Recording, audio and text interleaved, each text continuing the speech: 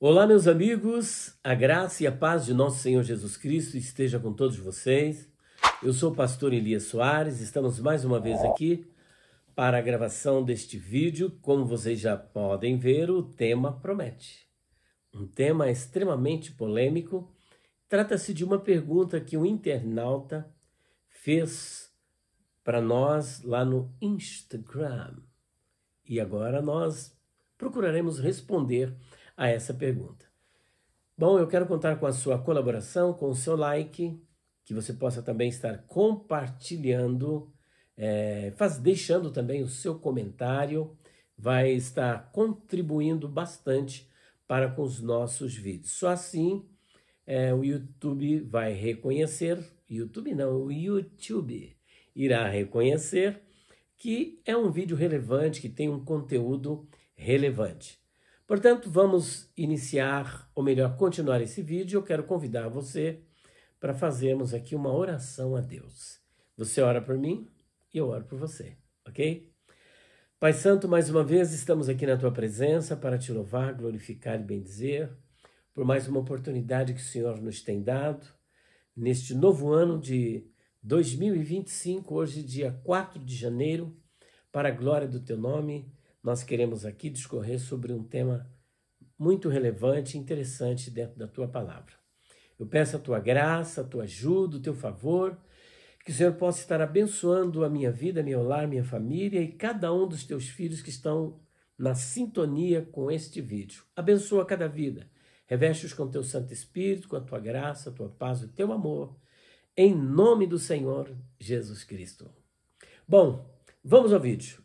Porque é um vídeo, como eu já disse, bastante polêmico e vai trabalhar a questão da teontologia, uma área da teologia sistemática, porque toda vez que nós vamos falar acerca de Deus, dos atributos de Deus, essa área ela é conhecida na teologia como teontologia, que é o estudo acerca de Deus, e muito importante, né? E o Paul Hoff, no seu livro O Pentateuco, ele deixa ali uma declaração que eu vou parafraseá-la, bem curiosa e interessante. Ele diz que a prova concludente do amor divino é que um dia ele se revelou ao homem, e esta revelação ficou registrada na Bíblia. Agora, Abel Langston, ele tem uma teologia sistemática muito antiga, mais de 30 anos, talvez muito mais, que eu conheci, na época em que eu conheci essa teologia, já faz mais de 30 anos. Ele diz o seguinte, que Deus, ele falando acerca de Deus, né? Deus é espírito pessoal, perfeitamente bom, que em santo amor cria e sustenta tudo. Portanto, o Deus do qual nós iremos falar, ele está inserido dentro da fé monoteísta, porém não absolutista, o monoteísmo defendido pelo cristianismo ortodoxo. Nós estamos defendendo aqui um conceito teísta de um Deus que está em cima no céu e embaixo na terra. Um Deus que se relaciona, não é um Deus que abandonou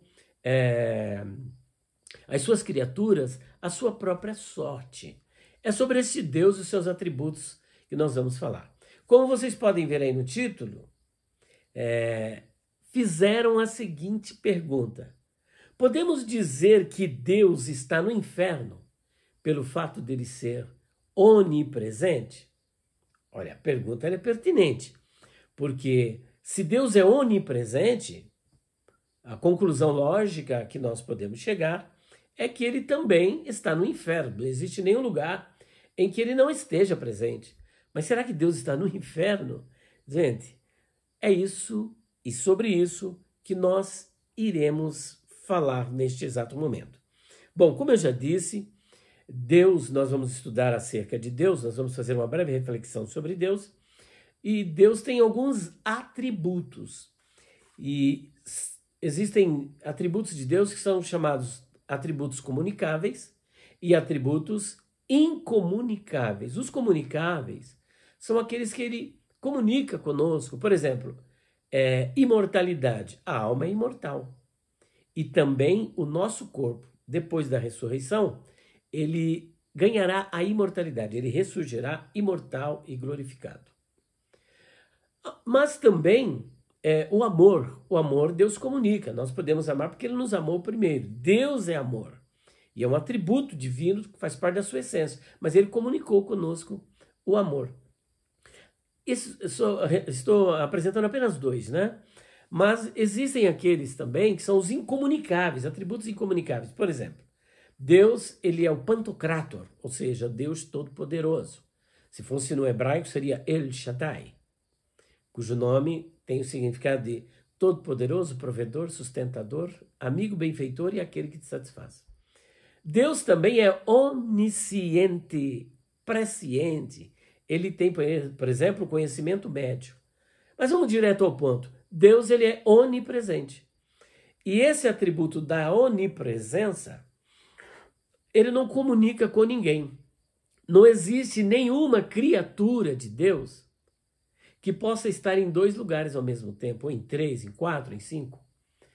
Ele não comunicou nem mesmo com os anjos, com os 4 seres viventes que estão ao redor do seu trono, com os 24 anciãos, ou mesmo com serafins, querubins, arcanjos, anjos, enfim. Ele não comunicou isso com ninguém. Não tem nenhum anjo, nenhuma categoria angelical no mundo espiritual que tenha o atributo da onipresença. Portanto, somente Deus é onipresente. Agora, fica aqui a grande questão. O fato de Deus ser onipresente, podemos então dizer e afirmar que ele está no inferno, inclusive neste momento? Será que ele está no inferno? Bom, a palavra inferno, antes de nós prosseguirmos, ela é muito importante. A palavra inferno vem do latim, infernos, né? E a palavra hebraica para inferno é Sheol, e a palavra grega é Hades. E todas essas definições nos remetem para uma região inferior. Agora, essa palavra, tanto no latim, no hebraico como no grego, elas estão inseridas dentro de um campo semântico muito amplo. E quando eu falo de campo semântico, eu estou falando de campo de significados. E por esta razão, nós entendemos também que a palavra inferno é uma palavra polissêmica. Traduzindo, ela tem vários significados. E diante de tantos significados, para nós podermos descobrir o significado no texto, vai depender do contexto. Né? Então, o significado da palavra inferno, visto que ela possui um campo semântico muito amplo e ela é polissêmica, vai depender do contexto. Portanto, inferno pode ser uma sepultura, inferno pode ser o profundo dos mares, inferno pode ser o lugar onde estão, por exemplo, as almas dos ímpios, daqueles que morreram sem Cristo, sem salvação. Mas inferno também pode ser o abismo, o abissos. Né? O inferno pode ser o tártaro, de acordo com 2 de Pedro, capítulo 2, versículo 4. Existem anjos que estão presos ali no tártaro. E também Apocalipse, capítulo 9 e 1, estão presos no abismo. E, posteriormente, depois da grande tribulação, antes da entrada do milênio, será inaugurado um outro inferno que é chamado de Guiena. Hoje não tem ninguém, mas a besta e o falso profeta, depois Satanás e os ímpios estarão na Guiena sendo atormentados para todo sempre. Agora, a pergunta deste nosso amigo internauta não é se Deus está na sepultura, ou se ele está no profundo dos mares, ou se ele está, por exemplo, no ventre do grande peixe, como foi o caso de Jonas. Não. O inferno está sendo muito específico. Ele quer saber se Deus está no inferno, no lugar de tormento, ou mesmo ali onde os anjos caídos estão. É esse tipo de inferno a que ele faz alusão. Será que Deus, pelo fato de ser onipresente, ele está no inferno? Aqui está a questão. Bom, vamos levantar o primeiro questionamento. De acordo com Mateus capítulo 25, 41, é importante salientar isso, que o inferno não surgiu num vácuo histórico. Não foi criado pelos demônios, não foi criado por Satanás, nem por homem algum. O inferno, de acordo com essa passagem bíblica, foi criado por Deus. Ele foi criado para o diabo e os seus anjos. O próprio Deus é que criou o lugar de tormento, mas o inferno que eu digo, a Guiena, para o diabo e os seus anjos. Então, se foi para o diabo e seus anjos, fica a primeira objeção. Se foi especificamente para o diabo e seus anjos, como é que Deus pode estar no inferno? É um questionamento. Estou usando aqui aquilo que a gente chama de diatribe, né? Quando você cria um opositor imaginário. Então, estou aqui dialogando com um opositor imaginário. Ele está me questionando. Ora, se Deus criou para o diabo e seus anjos, então não foi para Deus, foi para o diabo e seus anjos. Como é que ele pode estar lá? Mas eu faria uma contraposição dizendo, mas ele não é onipresente? Por que não pode estar lá? Então perceba que agora é um questionamento filosófico. Vamos prosseguir. O inferno é incompatível, alguém pode dizer, o inferno é incompatível, e realmente é, com a santidade de Deus. Abacuque capítulo 1, versículos 13 ou 14, diz o seguinte, que Deus é tão puro de olhos que nem sequer pode ver o mal. E o inferno é lugar de coisa ruim, é lugar do mal. Ali o próprio mal está sendo, digamos assim, entre aspas, o mal, né? Sendo punido. Não, mas as pessoas que abraçaram o mal estão ali sendo punidas. Tiago, capítulo 1, versículo 13, diz que ninguém sendo tentado, diga por Deus sou tentado. Porque Deus não pode ser tentado pelo mal e ele mesmo a ninguém tenta. E o versículo 17, para tirar toda e qualquer dúvida, Tiago, inspirado pelo Espírito Santo, completa dizendo, toda boa dádiva e todo dom perfeito vem do alto, descendo do Pai das luzes, em quem não há mudança e nem sombra de variação. E quando nós vamos para Yeshayahu Hanavi, ou seja, o profeta Isaías, no capítulo 6, versículo de número 3, ele diz em hebraico o seguinte, Kadosh, Kadosh, Kadosh, Yavet Sevaot, Meluch al Haaretz Kevodó. Ou seja, Santo, Santo, Santo é o Senhor dos exércitos. Toda a terra está cheia da sua glória. Então perceba que neste texto, os serafins estão proclamando alto e bom som a santidade de Deus. Isso é tão verdade que o apóstolo Pedro, na sua primeira carta, no capítulo 1, versículo 15, ele diz, assim como é santo aquele que vos chamou, sede vós também santos em toda a vossa maneira de viver, porque diz o Senhor, eu sou santo. Ainda podemos prosseguir levantando esses questionamentos, dizendo o seguinte, o fato de Deus ser onipresente significa que necessariamente ele deve estar em todos os lugares, incluindo o inferno. Ou seja, Deus ele é onipresente, isso aí nós não temos dúvida, porque o texto bíblico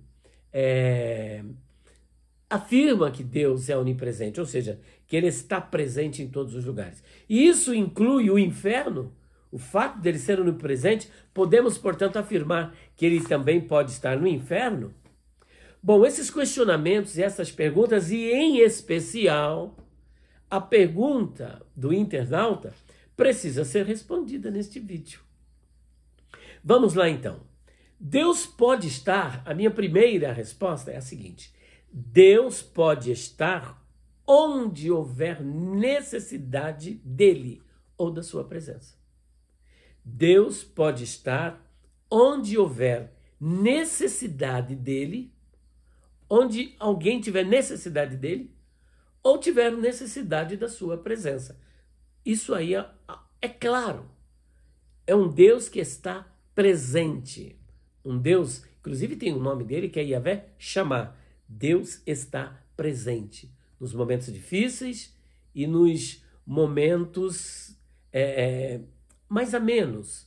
Às vezes, naqueles momentos difíceis, de turbulência, às vezes nós não conseguimos ver Deus, perceber a presença de Deus. Acabamos até confundindo Deus.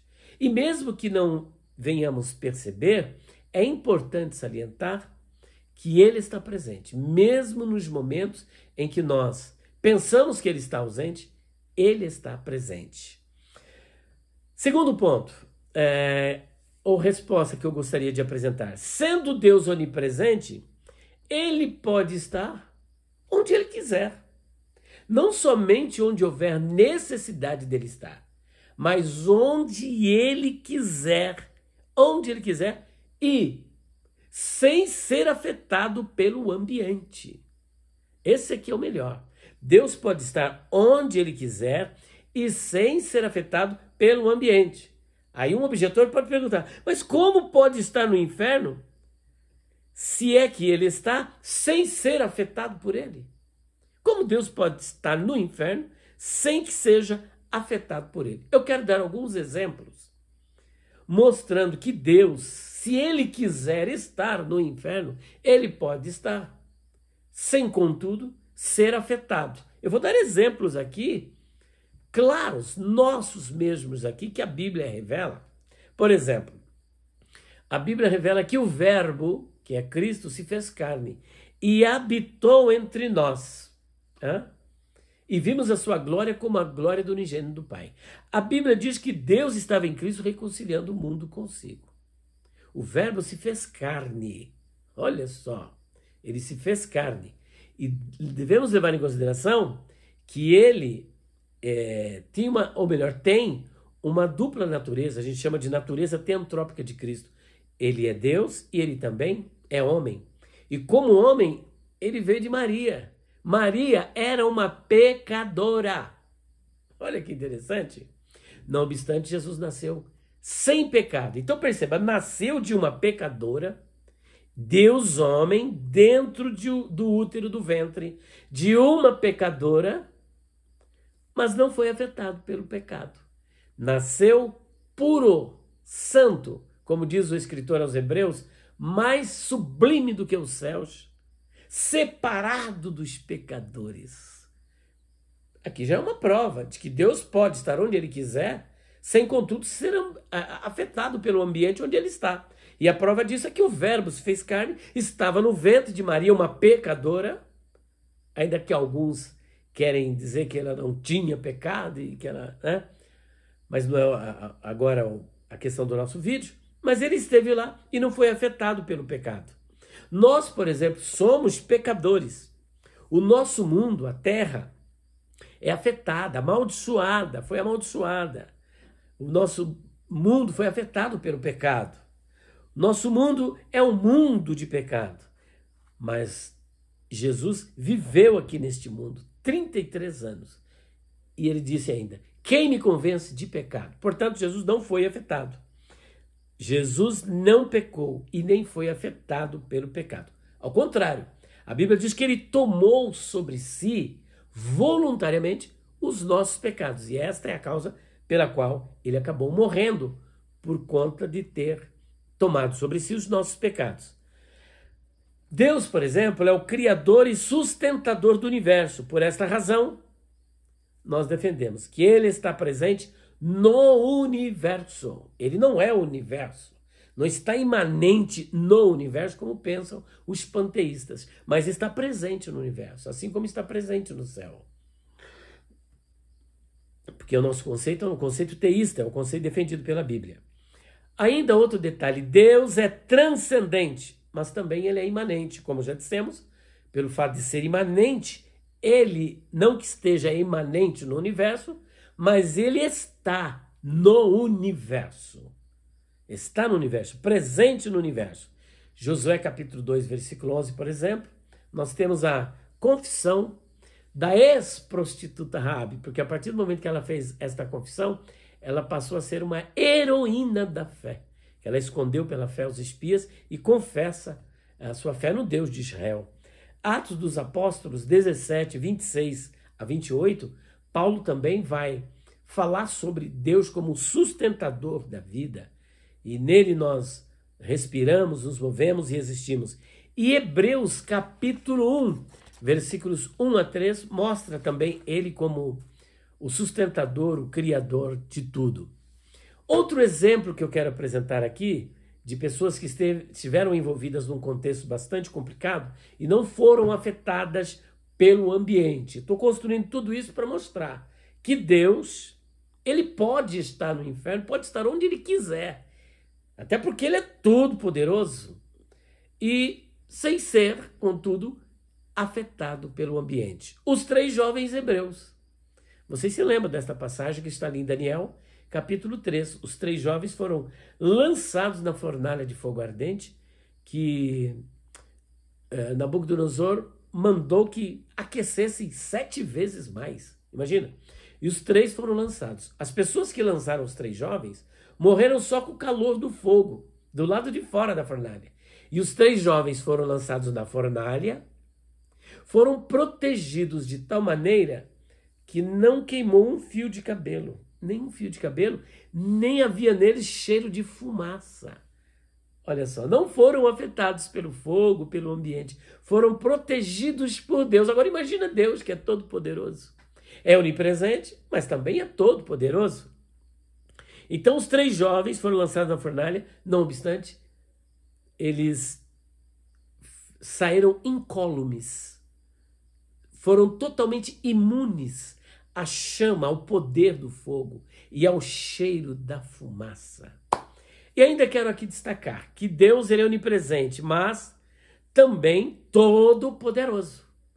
É onipresente e todo-poderoso, de modo tal que, mesmo que ele estivesse presente no inferno, jamais seria afetado ou atingido por ele. Nós estamos aqui até reiterando, né? Até reiterando o que já dissemos no início. E para finalizarmos, eu, como bom assembleiano, né? Para não ficar somente nas minhas palavras, eu quero deixar um texto aqui para a sua reflexão. Ainda que eu sei que esse texto é passível de discussão. Ele vai falar sobre o inferno, mas ele abre margem para vários entendimentos acerca deste inferno. Mas eu quero deixar registrado o Salmo 139, versículos 7 e 8, para a sua reflexão. Assim está escrito: para onde mirei do teu espírito? Ou para onde fugirei da tua face? Olha o versículo 8. Se subir ao céu, tu aí estás. Se fizer no Sheol a minha cama, eis que tu ali estás também. Sheol, entenda, inferno. Agora, que inferno é esse aqui? Sepultura, profundo dos mares, ou o lugar para onde vão as almas dos ímpios, os espíritos desencarnados, daqueles que foram rebeldes à palavra de Deus? Deixa a sua opinião aqui. É muito importante a gente interagir e você deixar a sua contribuição comentando aqui neste vídeo. Um beijo no seu coração, que Deus te abençoe.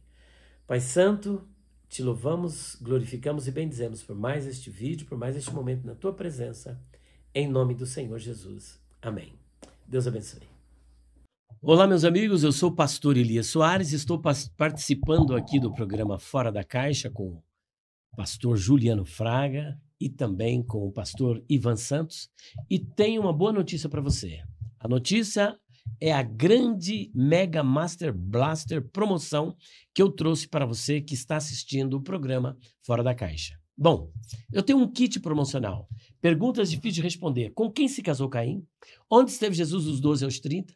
O que era o espinho na carne de Paulo? O que é a blasfêmia contra o Espírito Santo? E por que esse pecado não pode ser perdoado?